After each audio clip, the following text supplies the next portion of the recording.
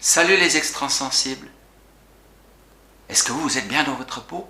Vous êtes bien comme vous êtes? C'est-à-dire sensible, extrasensible même, avec plein de portes ouvertes dans des mondes qui ne font pas partie des mondes reconnus comme existants. Tout le reste, c'est des mondes qui éventuellement existent, des mondes chimériques, des mondes illusoires, des mondes de perdition, des mondes de... Moi, j'ai ma trajectoire par rapport à cela. Je suis né dans une famille bien posée, dans une tradition. J'ai fait un métier comme il se doit. J'ai étudié l'électricité dans une vénérable école d'ingénierie, les PFL pour ne pas le cacher. J'ai eu mon diplôme, j'ai pratiqué ce métier. Mais en même temps, il y a quelque chose qui fait que je n'ai jamais été un ingénieur comme les autres. J'ai toujours été quelqu'un d'un peu spécial, un peu à part. Alors, si vous, ça vous arrive d'être un peu, de pratiquer un métier, et puis en même temps de vous sentir un peu à part, n'en faites pas un cas, c'est normal. C'est normal. Il y a ce qu'on appelle en anglais le mainstream, la pensée dominante.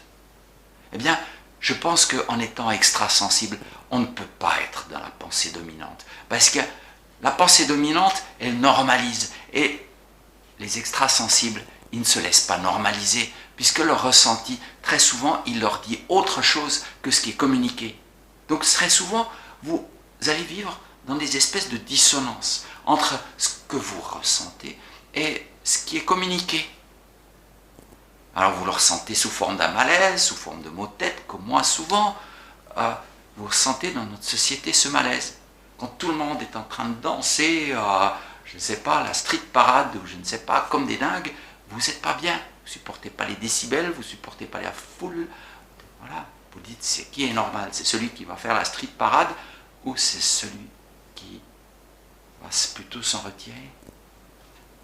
Bon, tout ça, c'est pour vous aider à assumer, à vivre votre extra-sensibilité. Moi, j'ai bien dû arriver aussi, ça m'a pris beaucoup de temps, à l'apprivoiser, cette autre partie, et lui donner la place qu'elle mérite.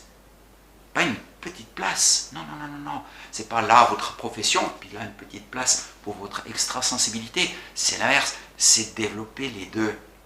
Vous pouvez avoir une profession, une relation au monde, quelque chose qui permet de faire rentrer l'argent nécessaire pour faire fonctionner votre monde, votre ménage, pour vous permettre de vivre avec aisance, tout en laissant votre extrasensibilité prendre une place importante.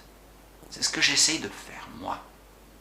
Et ça me paraît vraiment la solution à chercher, concilier la vie dans le monde avec son extrasensibilité. Je vous invite à faire la même chose. Merci de l'attention.